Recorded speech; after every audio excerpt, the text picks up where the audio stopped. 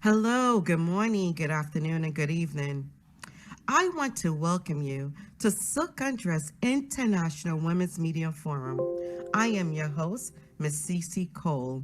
I am the visionary, the executor, the convener of today's Success by Design Showcase.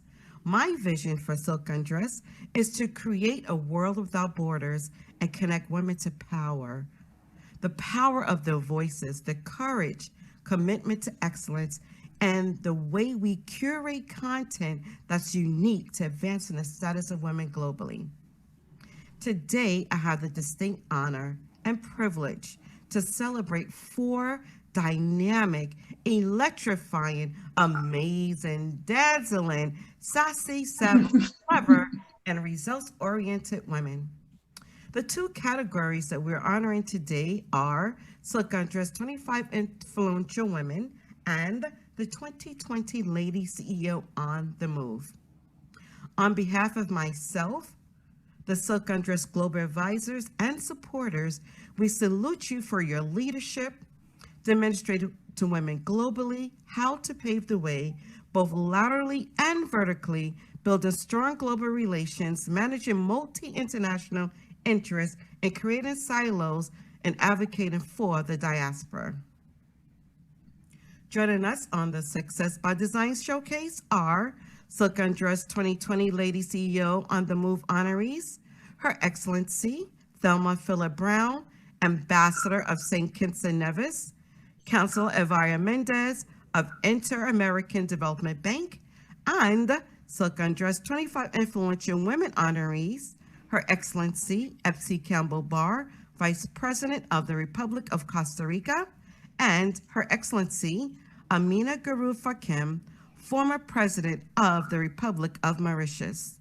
It is my pleasure to have the one and only Riva Livingston to co-moderate this wonderful, incredible showcase today.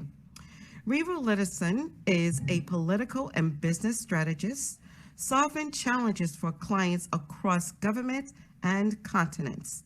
Her primary area of focus is sub-Saharan Africa, where she works on projects ranging from political risk to election strategy.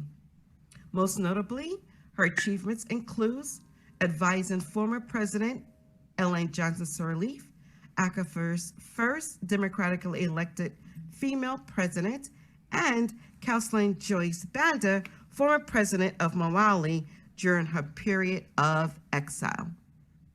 Now, in no particular order, I would like to introduce to you the 2020 honorees of Silk Undress. First, we have the Lady CEO on the Move, Elvira Mendez. Mrs. Mendez serves as a counselor for Belize on the board of executive directors at the Inter-American Development Bank. While Belize is her main priority, her major responsibilities as part of the Office of Central America is to manage the interests of multiple countries while managing the technocrats of the bureaucratic system to get results. Additionally, as the first representative of the government of Belize, Mrs. Mendez is determined to represent her country to the best of her abilities. Mrs. Mendez is an active member on the board of the Organization of Women of the Americas. Her Excellency Thelma Phillips-Browne is also a 2020 Lady CEO on the Move honoree, ambassador to the Federation of St. Kitts and Nevis, who presented her letter of credence to President Barack Hussein Obama. At the credential ceremony, Ambassador Phillips-Browne made her intentions very clear that she intends to strengthen the long-standing relationship between the United States and St. Kitts and Nevis. She understands that the United States is a bastion of freedom and democracy, which she and the citizens of St. Kitts and Nevis value and hold very dear to their hearts. Not only is Ambassador Phillips-Browne wonderful at bilateral relations, she is also a physician and a pastor. 25 Influential Women of 2020 honorees are Her Excellency Epsy Campbell-Brown, who is elected as the first Black female vice president in the Americas. That's right. Vice President Campbell-Brown coordinates sustainable development plans for the Northern Zone to promote greater human development.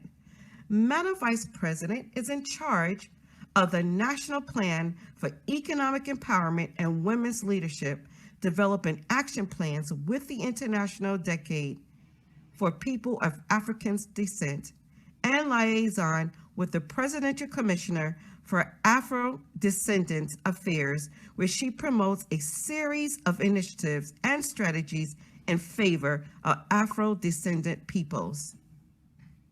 Her Excellency Ameenah Gurib-Fakim, also a 25 Influential Women honoree. President Gurib-Fakim was the first female president of the Republic of Mauritius. Madam President has been honored as one of foreign policy global thinkers and is moving to create opportunities and growth for her island home. Madam President was elevated to the Order of GCSK by the government of Mauritius and received the Legion d'Honneur from the government of France. President Gurib-Fakim is also a well-written scholar and a leading biodiversity scientist. I am so excited to get started today. So ladies, without further ado, let's go ahead and let's jump right in. And once again, I want to congratulate you and I want to thank you for spending time with us today. So let's move and let's jump right on in.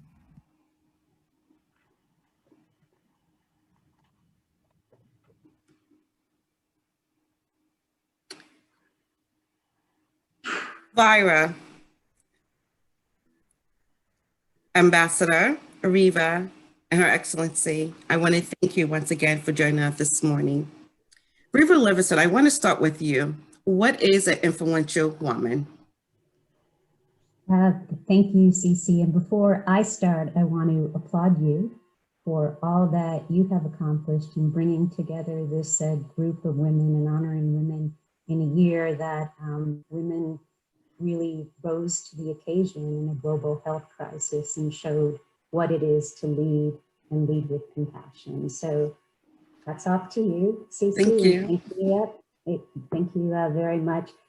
I think if I'd say I'd answer with two comments. What is an influential woman? I think you've just done an introduction and shared with us the bios and the profiles of what defines an influential woman. So I would answer with what you've showcased, but also what all of them represent is a life in service to something greater than self, a life in service of a commitment to others and to make the world a better place. It's a bit cliche, but given the world that we're living in, given the year that we've had, I think that really is what influential means for me at the close of 2020. Thank you so very much. Mrs. Mendez, what is an influential woman? First of all, season's greetings to everyone. I want to use this opportunity to congratulate all the great women in the world dedicated to sustainable development, the topic that we are going to discuss today. And I also would like to point out from the outset that the views I express here today do not represent the views of the Board of Executive Directors. In regards to your introduction and on the topic of influential women, I must say that we are all influential women. Every woman in this world. It doesn't matter in what aspect of society you live in any walks of life, we all have something to contribute. And we need to use what we have to empower other women to do their great work, to use their talent, and to be able to be an example to the other young women who are coming in the future. Thank you. Great, thank you so very much. Ambassador Brown, what is an influential woman? Thank you, Cece, and extend season greetings to all of us, Excellencies, and also to our listening and viewing audience. And to thank you and commend you, CC, for this venture and for all you have done to bring women to the issues to the fore. I want to tell a story. I like to use stories, and I think this would encapsulate what an influential woman. It's a story of a woman in 2 Samuel chapter 20, a biblical story. And she has no name. She's only called a wise woman. There was a man named Sheba who was opposed to King David. And as a result of their misunderstanding, Sheba was on the run. And David had sent his chief soldier, Joab, to pursue Sheba. Sheba found himself in the city of Abel. It was not his native city, but he went there for refuge. He obviously had some influence because they fortified the city, and he was there. And Joab went with his men and they started bombarding the city. And this wise woman without a name, she went to the wall and she called Joab. And she asked him, what is the problem? What problem we have with you that you are trying to destroy our city? He says, I have no problem with the people of the city. I have a problem with this one man. If we get this one man, we leave you alone. And she said to him, okay, shortly his head will be thrown over the wall. And she went back and she spoke to some of the people. And sure enough, his head was thrown over, Sheba's head was thrown over the wall, and they left the community in peace. What I want to say, it might sound gruesome. She didn't have a name, but she was known by her character, a wise woman. She saw a problem. She had a consultation with Joab. She listened. She came to a conclusion. She made a commitment. She went back and she, having considered it, she discussed it, convinced the others that it was best for the community, and she executed. And to me, that is a woman of influence. It does not matter in what area it is. It could be just in the home, or as Madam Excellency's president of the country. It is about understanding this is an issue dealt with for the good, broader good of the community, and doing whatever it takes to execute that. That is wonderful, and I love that Bible story. Thank you so very much for the context. Hey, Cece, can I ask Ambassador, can you take your screen and can you just sit down a bit? I was trying to see your beautiful smile. I was trying to. Okay. And the chin. All right. That's, awesome. Thank you, Her Excellency. And I just confirm what Cece said, and that story is told in every language and every religion and every culture. And so it's quite beautiful. Cece, over to you. Okay, thank you. You have not seen Madam President. Did you ask Madam President? Yes, Madam President. What influential woman? Thank you, Cece. Again, I join with all the other ladies on this panel to thank you for the effort that you have put in. Ever since I've met you, you have been really a dynamo, really driving the agenda for sustainability and, of course, for women empowerment. So thank you. And greetings also for the 2021 year, which will start very soon. And we are hoping that it's going to be so much better than what we have experienced in the beginning of this decade. So all the greetings and all the best wishes for next year. I will join forces with what has been said. An influential woman is one whose life is the message, and whatever she has done, I think should be, should be actually the beacon that other younger women, that other even older women look up to, so that we can make a difference and make a difference for the better, leave a legacy, and especially be that role model for that girl child. And where I come from, from the continent of Africa, we need to tell that girl that it's possible, that she's capable of doing anything, And if we have made it, it's because we have believed in ourselves, and I think she should believe in herself too. And she should have wonderful parents, especially from the male gender, who will be there to encourage her to proceed. So her life is the message. Thank you. Great, thank you so very much. So now I will turn over the program to our co-moderator, Riva Levison, that will take it from here. Thank you, Riva. Okay, thanks, Cece. And you're going to have to guide me along the way, as you always do. But I think the way we wanted to open it was to give the honorees an opportunity for a 2-minute summary of self, correct? And that could either be talking about how they got to where they are, or the most important thing that led them in that direction. But it's 2 minutes. I'm supposed to turn it over. I'm going to start, Ambassador Brown, with you, now that I can see your smile, and we can take it forward. But just give us the thing that you want to share with this group. You started with a story, a biblical story, defining what is an influential woman, but give us a story of yourself, or something that you want to share with this group as we close 1 day out, 2 days out from the very difficult year that Madam President had shared. Okay, thank you. Yes, it has been a very difficult year. And ironically, it's the start of the year of the decade of action for sustainable development to achieve the sustainable development goals, 2030. And, and SDG 5 is about gender parity.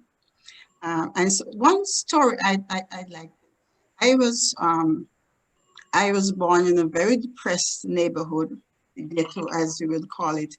My mom died when I was 11 years old. I was 7th of 8 surviving children. She had 13 children. And my brother, my mom died, my brother sort of took over leadership of the family, my eldest brother. He was 13 years my senior. But my eldest sister and my father were away at the time. And so he took over leadership. And it is because of him, because he always pushed us and let us know that we could be whatever we wanted to be. And so although I came from an extremely poor neighborhood, and most of us didn't even people at that time didn't go to school, I was able to be a success. And one of the things he said to me is that many people ask me, why did you become a doctor?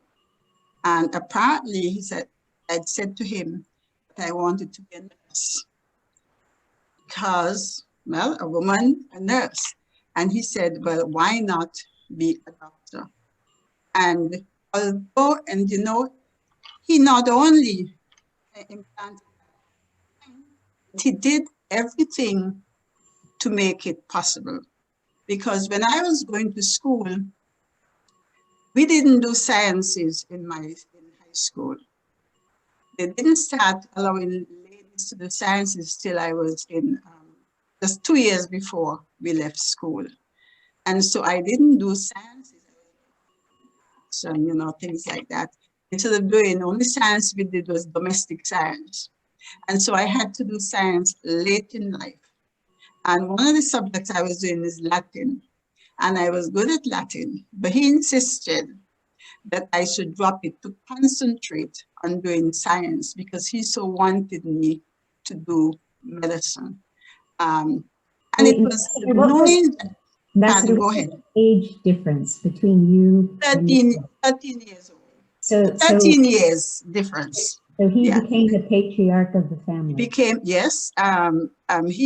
the patriarch of the family. And there were, as I said, I was the seventh, he was the second, you know, I was the seventh. So there was only one younger than me. So he had to deal with 4 teenagers. You know, so that's to understand what drove you then, having this this brother who told you never to give up and that Right. there's nothing that you can't do, whether Right. it's Right. somebody who is poor without resources or someone Mhm. who's women. I'll bet Right. that is a theme, Cece. I'll bet that's a theme that we hear from, you know, Madam Mendez and the president as well. And I would just say maybe to that point is you know, we have a new administration coming in the United States. As everyone knows, we have a woman vice president who also has a story very similar, I think, Ambassador Brown, to yours. It's her mother that had given her that message. And then Yes. Yes. Cece and I share a mutual friend in the woman who has been appointed the US UN ambassador designate, Linda Thomas Greenfield. And Linda Thomas Greenfield from Louisiana, when she gave her 3 minutes on the Delaware stage, she too, Ambassador Brown, talked about that mentor, that mom, or that ambassador, the first Black ambassador to South Africa, that told her nothing is beyond reach. Yes. And there's nothing that you can't do. So Yes. again, you bless us with your universality of your stories. But I'll let you continue to close and then turn it back over to Madam Mendez. Well, why I speak about, because this was a man, you know, decades ago, this was a man pushing a woman, you know, and you don't always find that, you know, so that struck me. This was a man, but also because I know he had that in me. I mean, when I was doing, I did take up science, as I said, late in life, and because I probably was not grounded in it, I really did not like it. And so when the day of the exam came for history, I missed the date. I had the wrong date. And so I missed that exam. And then I was writing a scholarship exam to get it. And the day when I went to do the chemistry exam, I missed that day too. I went the afternoon when the morning. And you know what I said? Listen, by the hook of the crook, I have to get into university. So I went and said, whatever I have to do. Unfortunately, French was available. And so I wrote French, got into university, but it's because I know by that time he had gone to England. And I told myself, it is no way I was going to tell my brother that I did not go into university because I missed this date. And so I just used it. This was my driving force. This man who so believed, and not just me, all his sisters, he pushed us and pushed us and pushed us. And so what I mean is, as we are fighting for gender parity, we need male champions along with us. And so let's not always, we're always having these women events, and so we must have male along with us, because we can't just be preaching to ourselves. We need male along with us for the ride and for the journey. That's absolutely. So Cece, I've already broken the first rule of moderation. I said 2 minutes. That was 12. Okay, sorry. Oh my God, sorry. No, but it's all good, because we have enough time and we have a small stage, and I think the stories are beautiful. But Okay. Madam Mendez, can I turn it over to you? I don't know if you remember the story, but it's essentially to tell us something about yourself that at this close of the year that you want the audience, this Facebook audience, to know about you, thematically consistent with what Cece has shared about women's role in sustainable development and making the world a better place.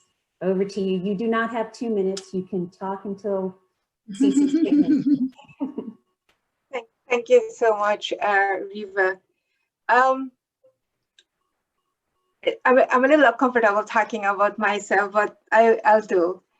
I too come from a very large family. You know, I'm from Belize, a small developing country in Central America.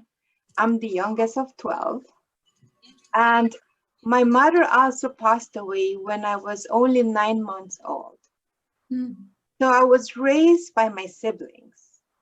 And I want to use this platform to recognize one of my sisters, and that's the fifth child of the family. She was the youngest at the time at home. You know, in the 70s, many women married very young. So she was the oldest female in the family, and she is the one that took care for the rest of us. She's the one that provided us the guidance. So she was my first mentor. She is like my mother.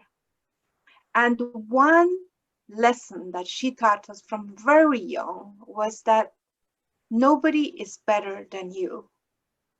You can become whosoever you decide to be. Nothing is impossible. Yes, you must work hard for it. You will find many obstacles, and you will have to learn how to confront them. And that's exactly what I've done in my life. I have faced many adversities. It was not easy, but I'm very happy. I had many champions, and as Ambassador Philip said, we've had males and females in my life who have provided me the guidance to become the person I am.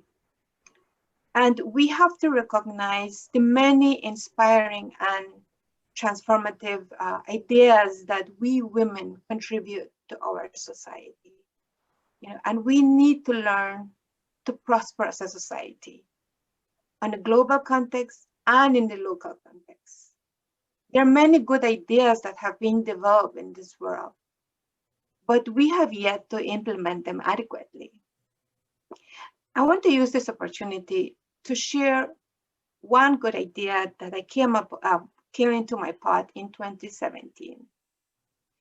And this is in 2017, Kate Raworth, a British economist, introduced a fantastic economic model that is inspiring, revolutionary, and is worth sharing. It's her concept of donut economics. She presents a new mindset of combining the 9 Earth systems required to keep our planet stable, also known as the planetary boundaries. And along with internationally agreed social standards, such as the Sustainable Development Goals, that aim to address the human deprivations and enable every person to lead a life of opportunity and dignity, known as the social boundaries.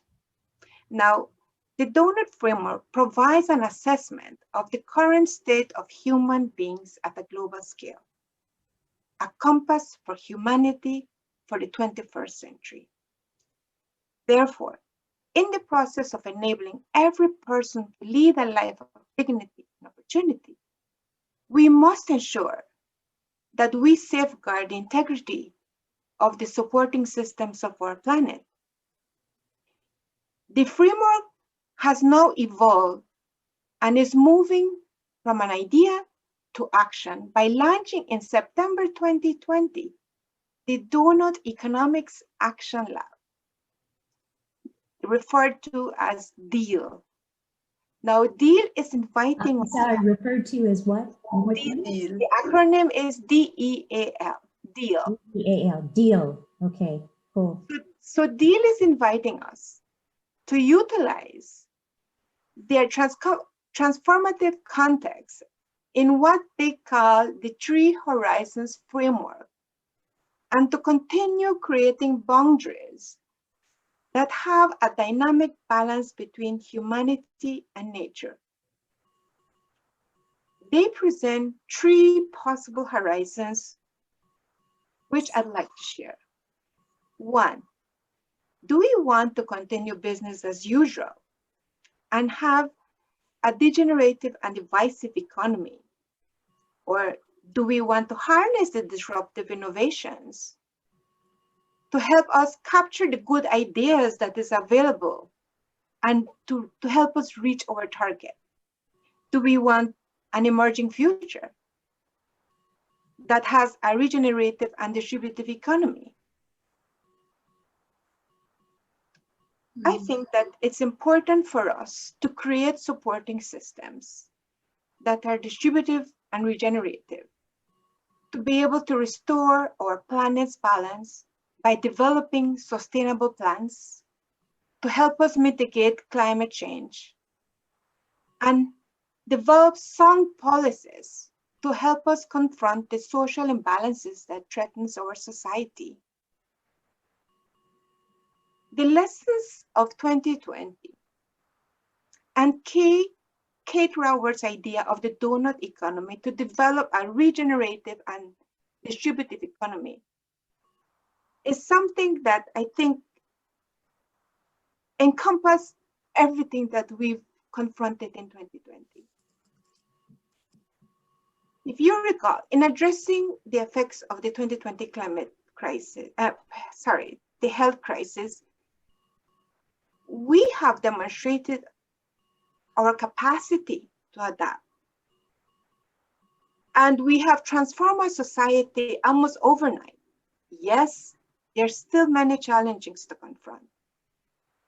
But one thing that is important is that we can see that if we act collectively as a society, everything is possible.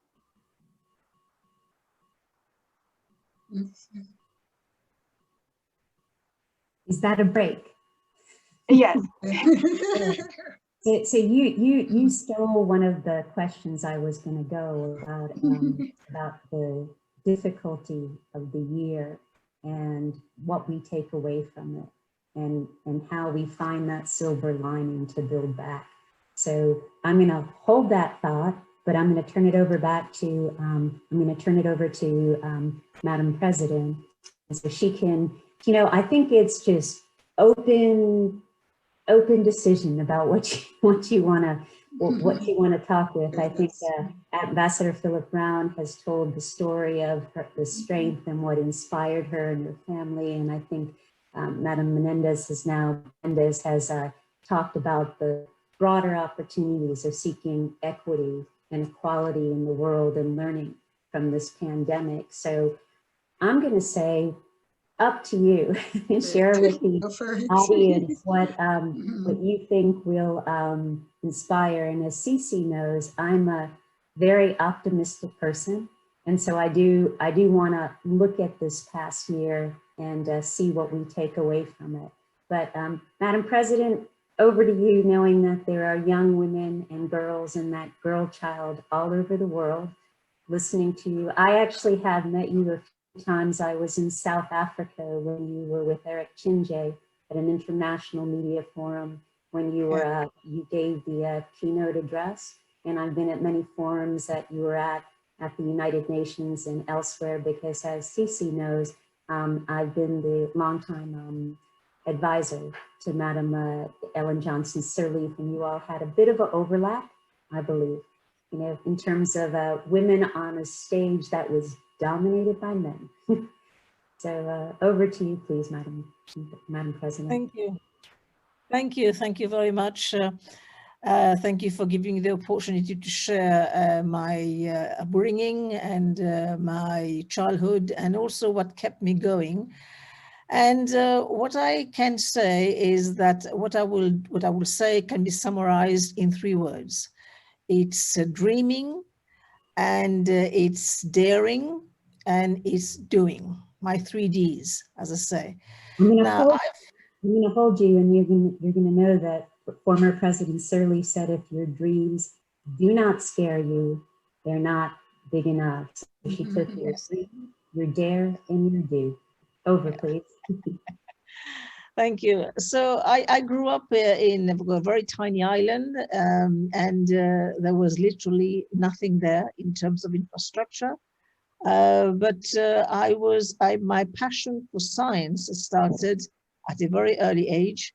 But prior to developing the passion for science, I had another dynamo in my life. That was my late mum. And she kept pushing me to get an education. And both herself and my father, they made all the sacrifices in the world to give both my brother and myself equal opportunities. So that was, to me, they were already my cheerleaders, and they were really the forces that kept myself, on the straight and narrow, and also my brother, so that we get the best as far as education is concerned. Then I went to, I'm a Muslim by faith, and they sent me to a convent school because scholastically it remained, of course, a reference in terms of girls' education. So I went to a Catholic school, and there was no incongruity at all for me to go to Mass and for me to read the Bible and to sing in the choir. There was no problem at all. And after, when I was there, the school was very new, the common school was very new, but I had very dedicated teachers, and they infected me with the virus of science. And they were giving explanation, very simple explanation as why the sky was blue, why some plants were yellow, some were red, some were green. And I hail from a biodiversity hotspot, and this is where I will link up to what has been going on this year. And where there's unique plants and unique animal species found there and nowhere else in the world. So they could explain everything. And my passion, of course, was chemistry. So I did all my studies by secondary. Just for the people watching, and we should have done this earlier, can you situate your island visually? Tell people exactly where it is so they know. Right. It's a very, very tiny dot in the Indian Ocean. And it's on the east coast of Madagascar. And when I was in the UK, I was doing my studies. When people asked me where Mauritius was, I used to tell them, go to South Africa and turn left. You're there. There we go. Okay, didn't mean to divert you, but just for those people who aren't Googling their maps right now, I just wanted you to be able to do that. Back to you, Madam President, about your upbringing. Yeah. So as I said, we are a biodiversity hotspot, and I was passionate about chemistry. I recall wanting to do chemistry for my bachelor's. I went to see the career guidance officer, and he saw me walking, of course, very wily, thin young woman walking through that door. And he says to me, what do you want to study? I said, I want to do chemistry. He looked at me again and says, I wouldn't advise you to do chemistry because A, when you come back, there'll be no job for you. And B, science is for boys. Okay, thank you, sir. I went home and I said, my father said to me, what did he say? I said what he said. He said to me, what are you going to do? I said, I'm going to follow my heart. And I went out to the UK in 1979, late 79, and joined the University of Exeter and did my degree in chemistry. And then the degree in chemistry was, of course, with a sandwich course. So I managed to spend a year out in industry. I worked precisely for an American company and got, of course, infected with another virus. Of course, it wasn't COVID then. It was the virus for research. Then I got a scholarship and did a PhD, again in chemistry. And I will tell you this, I had no idea what I was going to do with these chemistry degrees, but I was just enjoying what I was doing. Then I went home. I came back and I came to the University of Mauritius, of course, coming from the UK to a country like Mauritius where there was no infrastructure at all for studying and doing any further studies in chemistry. I said to myself, I'm going to have to change course. I was a synthetic chemist by training. Then I went into analytical chemistry because I was still looking for chemistry in plants. And I come from a biodiversity hotspot, so the chances of adding to the body of knowledge was very high. So I was isolating all these fantastic molecules and I was contributing to science. Then I felt, just like Obelix, I fell in the pot of medicinal plants, herbal medicine, and I interviewed and I set up the very first database on herbal medicine for my country, for my region. And I was again contributing to the body of knowledge in Africa because the transmission in Africa is oral. There is no documentation. And if we had documented our traditional knowledge, maybe we could have found a cure for COVID, just like Professor Tu Yu in China did when she investigated, she traced back the origin of artemisinin and of course found the cure for malaria. So I developed the very first database, and I climbed the ladder, became the first woman professor at the University of Mauritius. And I finished my career as a deputy vice chancellor.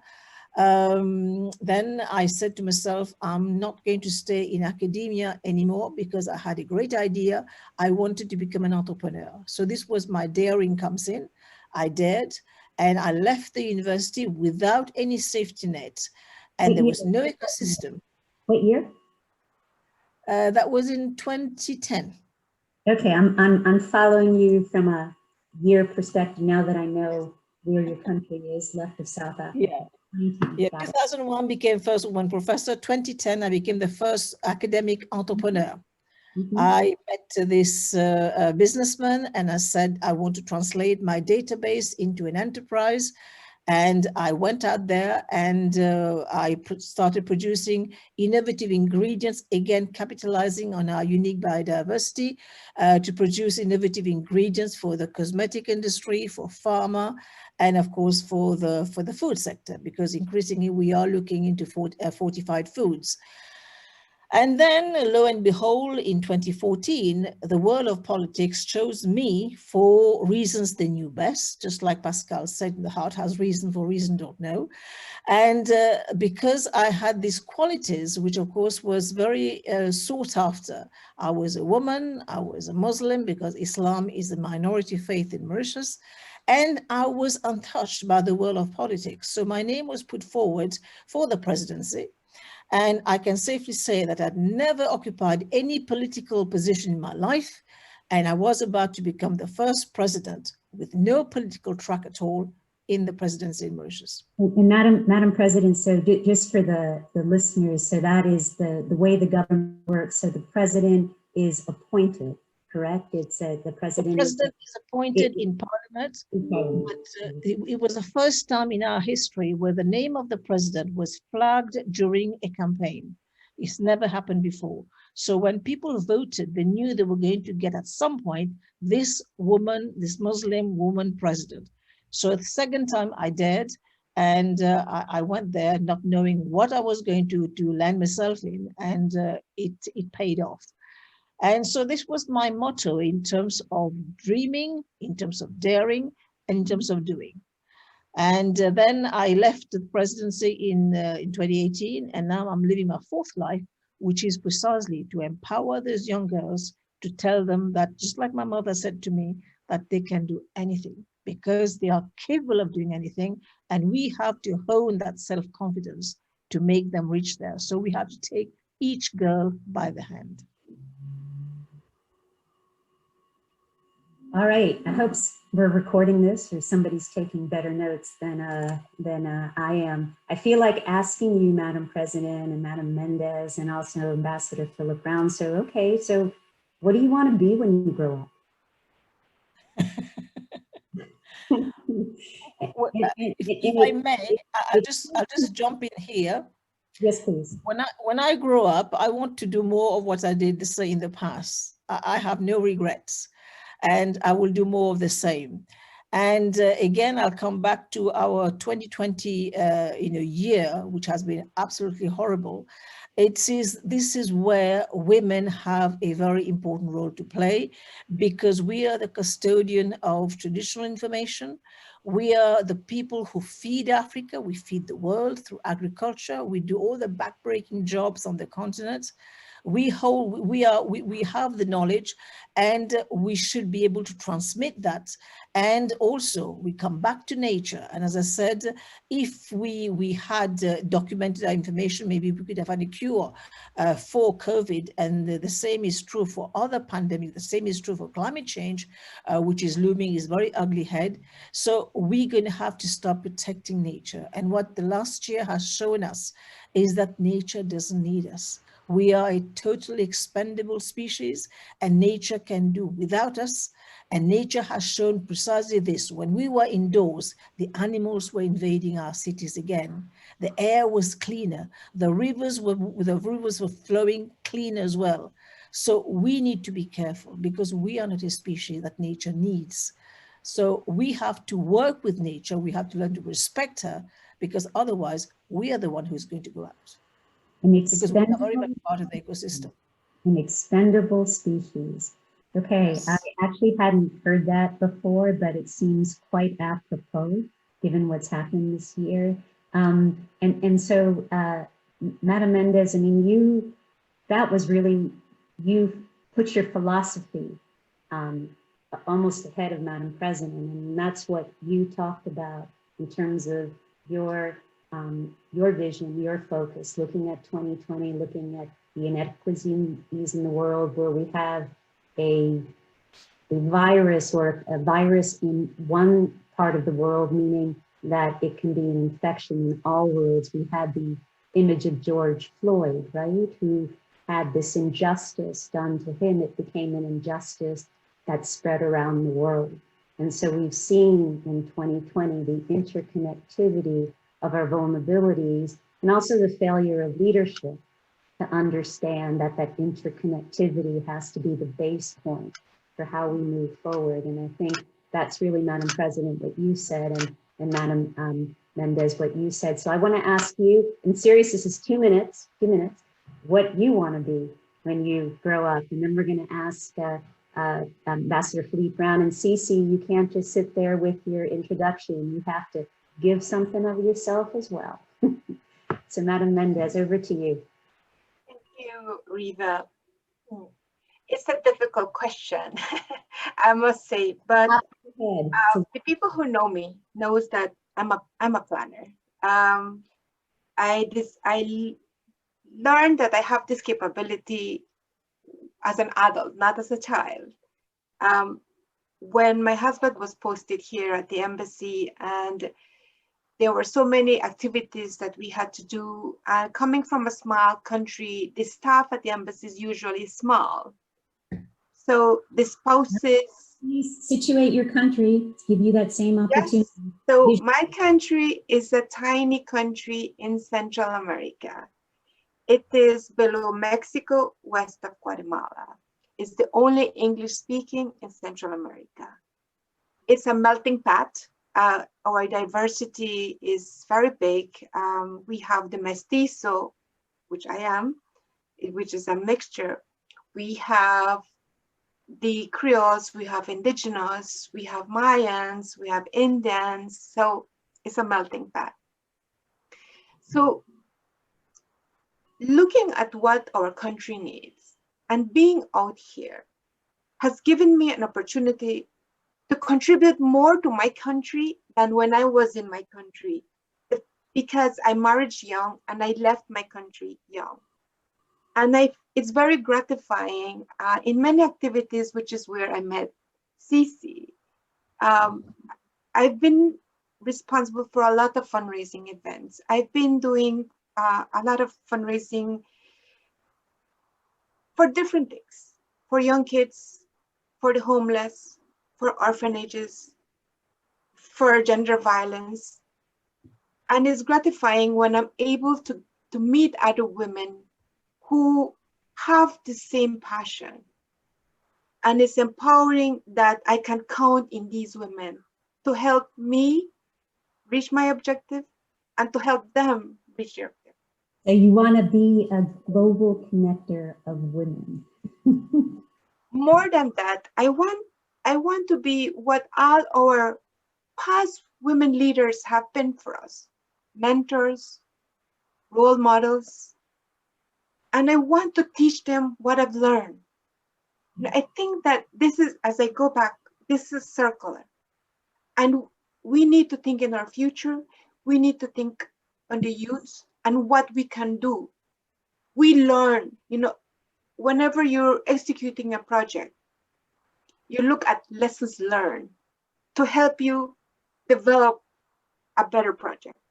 So let us use our lessons to empower the youth who are coming, and let us help them unleash their creativity so that they can reach beyond what we have achieved. Going back to 2020, we saw many that have adapted and innovated to stay in business and to support their families. Many people show their resilience. many embrace entrepreneurship and innovation. I've learned of people who did not had in mind to become an entrepreneur and know they have a business. On a personal level, what 2020 is telling us is that it's a turning point in all aspects. The dynamics of coexisting with nature, but also on a personal level.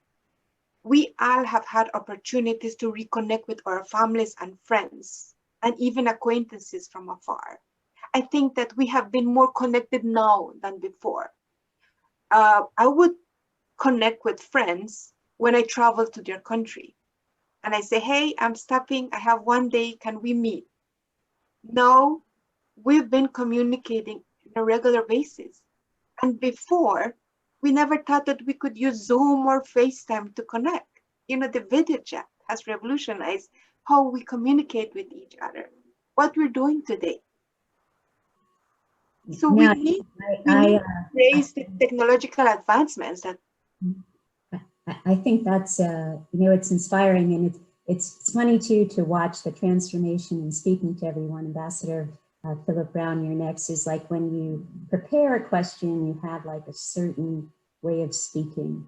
But then when somebody asks a question and you dig deep, you see this different person just, coming through the eyes and through the screen. And it's really special. I think that's what you all are sharing this evening. It's special for me, Ambassador Philip-Browne. So, okay, you too have had a medical career, a political career, a diplomatic career, and now it's time to figure out what you want to do when you grow up. And you're on mute, so you have to take yourself off of mute. Okay, all right. Okay, so thank you. It's an interesting question. And as you said, I practiced medicine for over 30 years, and I got into politics. I did not like politics, but I loved my country. And when I see it was not going, the former prime minister was not going the way that I think that you should take the country, I got involved and ended up here as a diplomat, unable to speak diplomatese, but sorry. Your connection is not great. You don't have a mic. You don't have headphones, do you? If not, it's okay. It's okay. We'll just follow through. Okay. Sorry. I know. So I was saying, okay, so what do I want to do when I grow up? Interestingly, last year sometime I was thinking, for women, we get better after our Best Buy date. When you go to the supermarket and you see, Best Buy, Sell Buy, we get better after our Best Buy date. Because by that time, you've had so many experiences, family experiences and so forth, and you bring a lot more wisdom to the table. And then recently I saw studies where they say 60s and 70s are your most productive years. So we really are in the moment, for me, in the moment, and you have to be thinking productively. Now, one thing I have not done with I'm not a pastor, but I actually did a master's in theology. And so as I look at the coronavirus, what has happened this year, I'm thinking, I keep thinking of a scripture, all flesh is as grass. The grass withers, the flowers fade. And so to me, it is important, whatever time I have left, while my grass is still green and the flowers unfaded, to make the best use of that. And that is to find my purpose and to encourage others to find their purpose. I usually look at life as a tapestry, and all of us has a unique slot. And so my mission is to encourage every one of us to be all that we are destined to be. And I like when Her Excellency talking about science and so forth, and talking about, documenting things. Because one of the things that I think that we need to, even looking at COVID, I was saying to some of my colleagues that yes, in some of the smaller countries, and yes, I'm from the This is the smallest independent nation. I think it's a Nevis, Nevis where Alexander Hamilton Okay, was born. position it geographically, position it.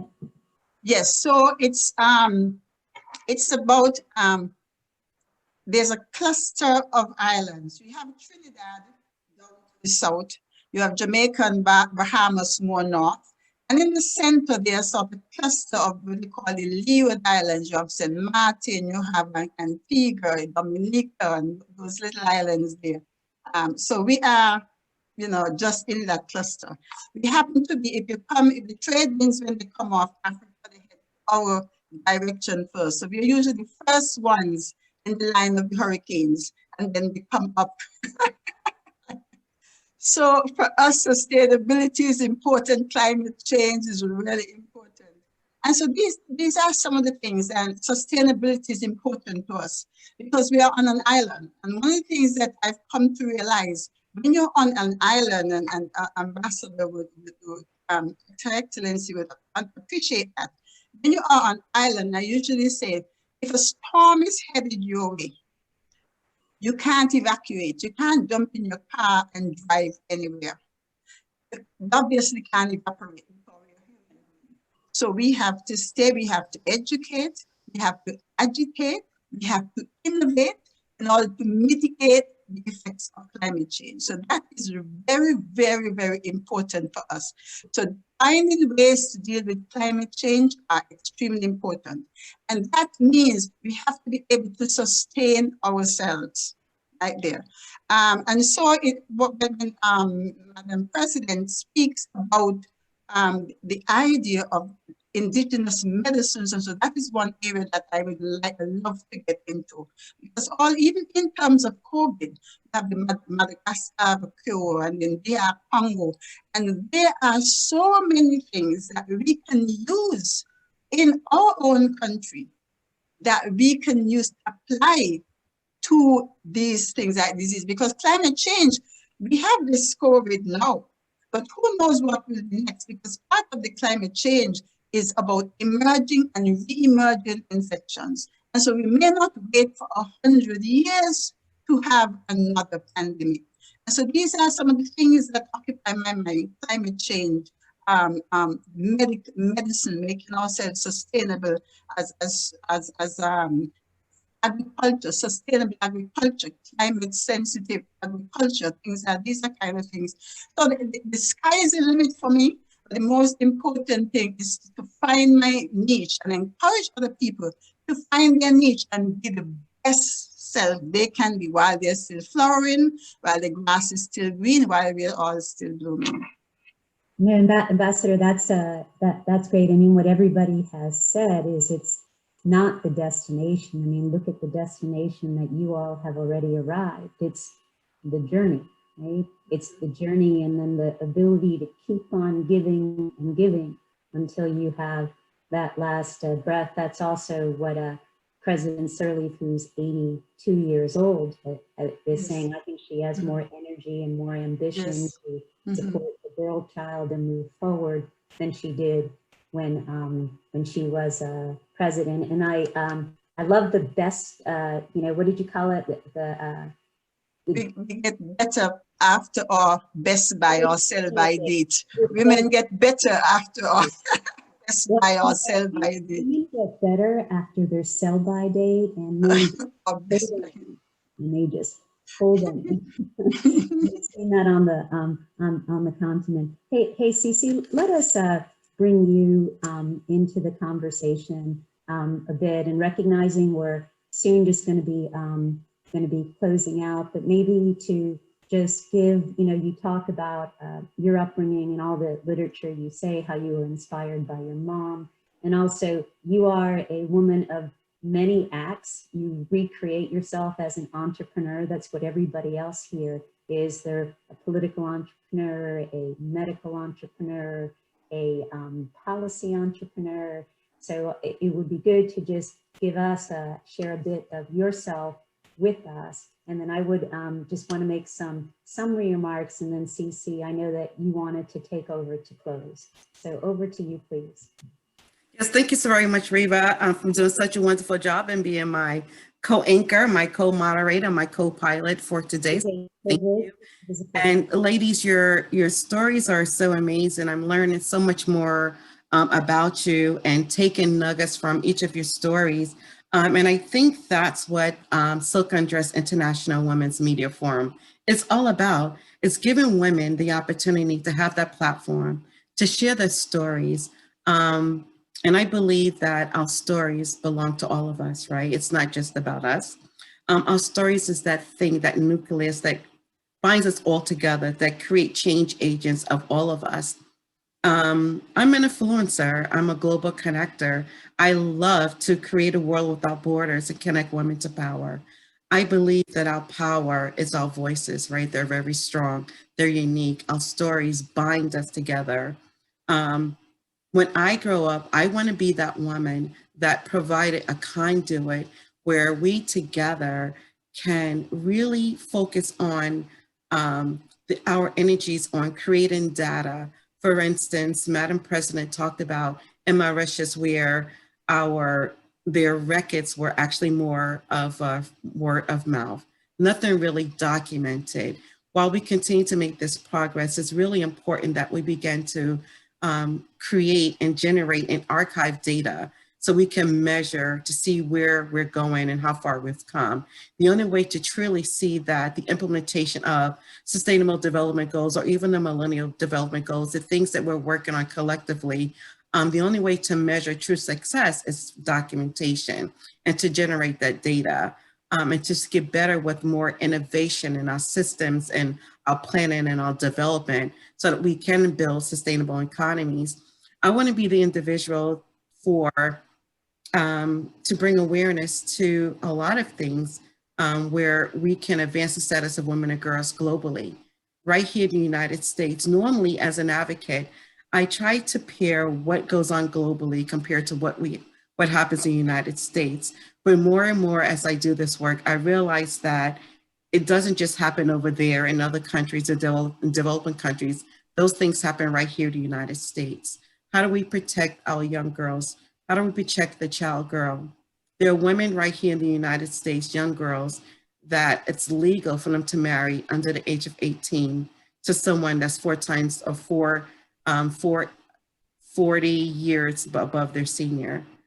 But what's really depressing about those statistics is that that same young lady cannot get a divorce because she's not at the age of 18. So who's our advocate?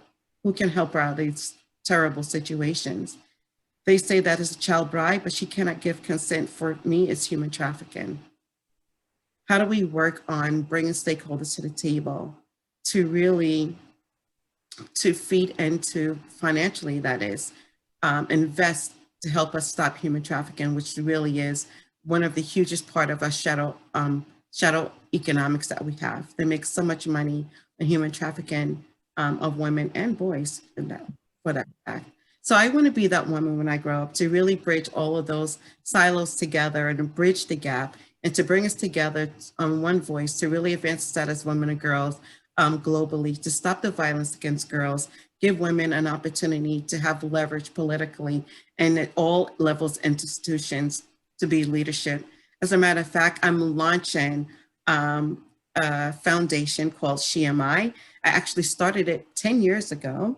I did several programs under the umbrella of SheMI, where I am focusing Afro-Latina, Afro-Caribbean women together to give them opportunities for training and to teach them how to build capacity and to develop peaceful institutions around them that will give them leverage to actually advance to various different levels of government, starting from local level all the way up to federal to the White House. And so we have to do better here in the United States. We're far behind with leaders of women at the highest levels. And so once again, Madam President, thank you very much for showing us that it's possible, that it can be done. And regardless of the trials and tribulations, we do it in grace and dignity. And so I hope that answers your question, Riva, of who and what I want to do and be when I grow up. Yeah, I'm just saying, and I'm you this whole prepare. Mike's giving show. And so what I would like to do now is to ask all of you about leading an impact in sustainable development. You've all been in leadership now at various different levels. I would like to start with you, Mrs. Mendez. Tell me, what have you done? What do you think that should be done from women's perspective in terms of leading, impacting, and creating sustainable developments that will outlast you when you go on to your next chapter in life? Hey, Cece, just to put this in perspective, so these are the closeout question, right? Is that right? Mm-hmm. Okay, these are the closeout questions. So I'll. Well, actually, no, I'm sorry. No, Reva, it is not. It was just a question that just came up to my mind. And so go ahead, Ms. Mendez. Mm-hmm. Thank you, Cece. I think that 2020 is a turning point for everyone, for the entire world, to think about what we have been through. And we are now confronting the most difficult task, and that is to make our world a better place for everyone. As we prepare for 2021, I want to invite you all to continue advocating, and in my position, advocating for implementing policies that will help all of us make wise decisions. We need to learn to live within our planetary boundaries. And we also need to ensure that there's a dynamic balance between what we also call the social boundaries. Let us honor the memory of our loved ones who did not make it to 2021 by committing in doing our best to live in a sustainable manner. We need to continue harnessing the knowledge and technological advances that exist. We need to design distributive frameworks to ensure that we address the high levels of inequality in our society. We also need to implement regenerative designs to address climate change. As Ambassador Philip mentioned, Belize also is in the hurricane belt. So we take climate change very seriously. We do a lot of investment in tourism, ecotourism, and I consider that we each have a role to play in committing to innovation and implementation. We need to help to change the mindset to make our world a better place. Let us use our knowledge and voice and empower people to unleash their creativity. We need to use all those great ideas. Many come from women. And let us learn to continue to coexist with nature. Thank you.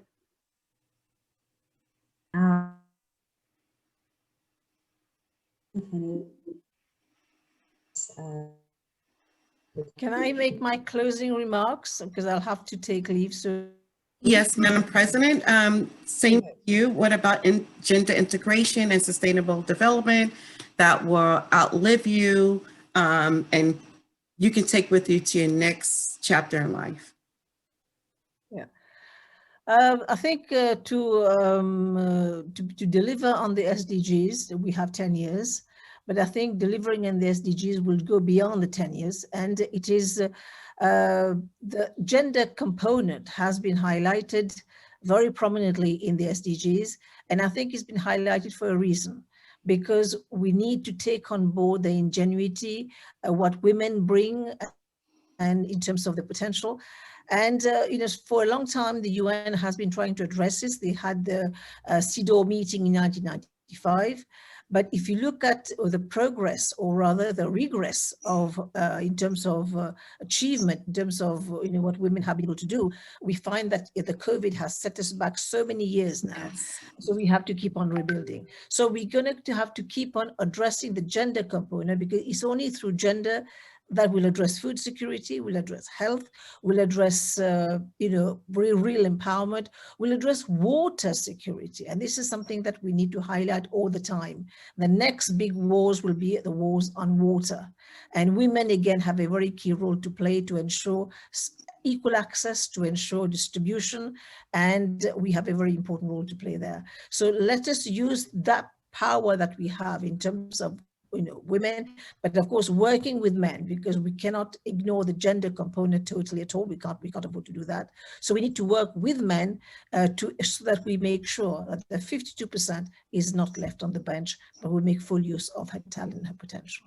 Madam President, I wonder too if we're all not saying the same thing about what this year has brought, what it's shown about inequities in leadership, and the importance of using 2020 as a launching point for really political empowerment of women around the world, because it's these voices, this sensibility, what women are connected to, that really is, putting us in a position to, to live within our bounds and to be stakeholders of the planet. And I think, Cece, when we look at the world, and the inevitability of leadership, what good leadership can bring, what bad leadership can force upon us, we need to think about this as a bridge, not only of an individual woman, but escalating on the political leadership. And I know Ambassador Phillips-Browne, maybe closing remarks to you, and then we're gonna roll out, because we want to make sure that everybody says goodbye and waves their hand together. So we'll turn it over to you, Ambassador Browne. Okay, thank you. So COVID has demonstrated for me is not just the issue. For me, it's not just the issue of gender, but the issue of race, because it has put so much racial inequalities. And so, as a member of the African diaspora, that is also foremost in my mind. My country was the first British colony. It was the smallest, but the first British colony. And so slavery is still uppermost in our minds, and that tradition is still there, and we still have the effects of slavery. And so the racial inequities, that's glaring. And so I'm part of a group, because, until say the 14th century, 14th, 15th century, there was not that focus on distinguishing between color, and this color hierarchy and so forth. But it has been, there's this inbuilt, apart from the gender inequity, there's this inbuilt structural racial inequality. And so I'm part of a group that is trying to remember people from African continent, African Americans and Afro-Caribbean, to bring to the fore, to say that we need to educate our people. Because if we don't know who we are, we would not appreciate where we are. If we don't know where we came from, we won't appreciate where we are and won't know where we are going.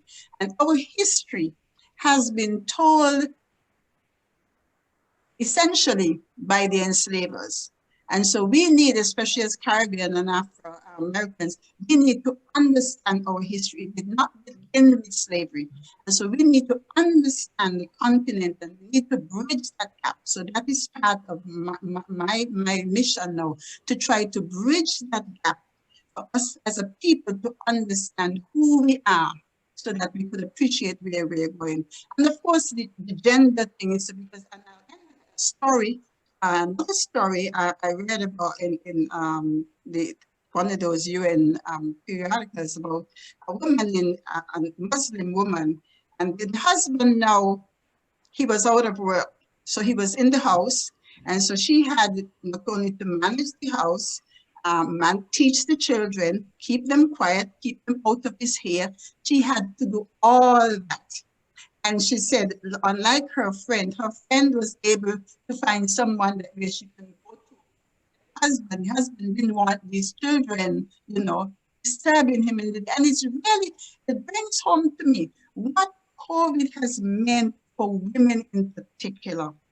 They have to be caregivers, they have to make all these decisions, and they're the ones who are suffering more violence.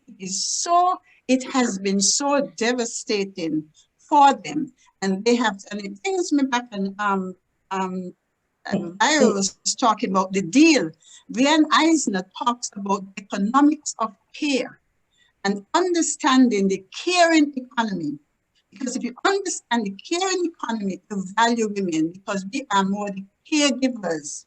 And we are the ones who are caregivers, mostly excluded from the community. We need to bring it into the center and make caregiving more valuable and more important, and we can be more productive. So these are the things that I focus. I mean, that's the caring economy. I mean, we could have like hours and hours of all these points of conversation, but I think it's going to be Cici and mine's mission after this, find the, you know, to essentially boil it down to the nuggets of essential information, of truth, of innovation, of all the personal items that you've shared, and try to put something together from it. And I am not an entrepreneur. I too, like Cici, I'm an advocate. I'm also an author and a writer, and my passion is telling other people's stories. So we'll see how that goes with this conversation. I think, Cici, we've got 30 seconds. I see Madam President just has to hold out and run, and we're going to give everyone the opportunity to wave and say goodbye. So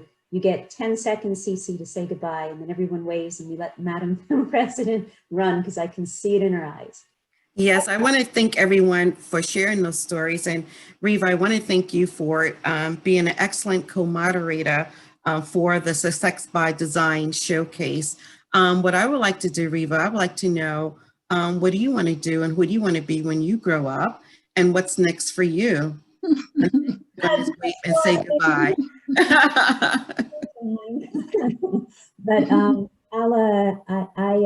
I want to continue to write. Writing is my passion, as you know, and that's how we met through my memoir. I'm working on a second book. I have never made a penny off of writing, you know, it has just, but it is my passion. So maybe to be able to write with ease and not have to watch the mortgage go down every time I spend some.